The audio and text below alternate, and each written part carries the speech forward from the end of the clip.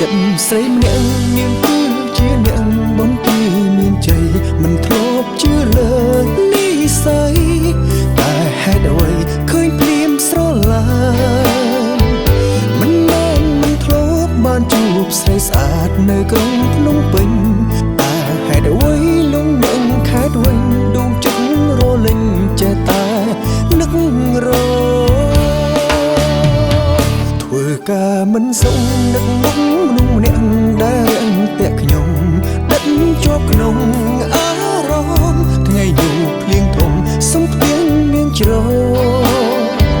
មង្គលបរិយសេរីសោភ័ណធ្លាប់តែទៅមកតែពេលនេះចង់មានជំរកសង្ឃឹមពុនលោកយល់អារម្មណ៍បងពីមានជ័យបងបានជួបស្រីនៅក្រុងប៉ោយប៉ែ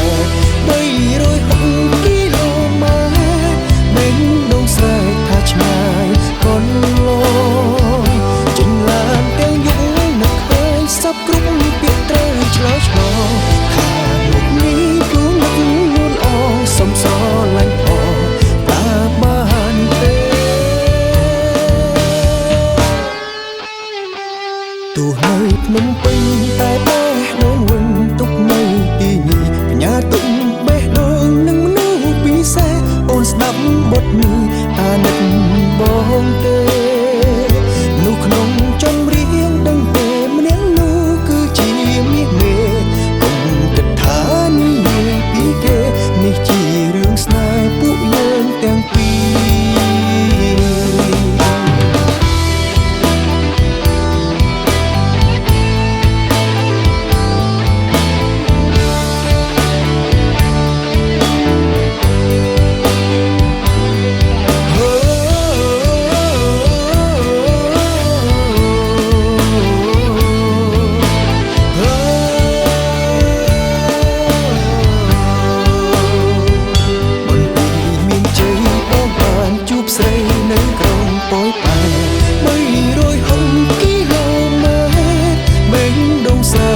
ឆ្ងាយកូនលោ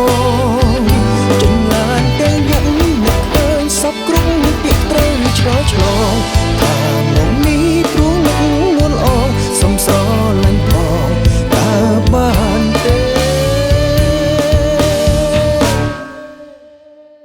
ទោះនៅភ្នំពេញតែបេះដូងវិញទុកនៅទីនេះផ្ញើទុកបេះដូងនឹងមនុស្សពិសេសអូនស្ដាប់បទនេះថានឹកបងទេ